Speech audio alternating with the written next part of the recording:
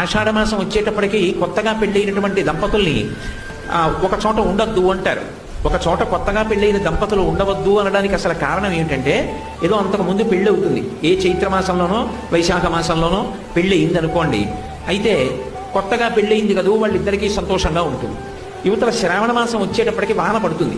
ఈ వాన పడేటప్పటికి విత్తనాలు చల్లాలి, లేకపోతే పంట రాదు. రైతు తెల్లవారుజామున 3 గంటలకో ఆకాశం మబ్బేసి గాలేసి చినుకులు టపటప పడుతుంటే గబగబా ఇంట్లో పెద్ద ఆయన నాగలి పట్టుకుని పొలానికి పరిగెడతాడు.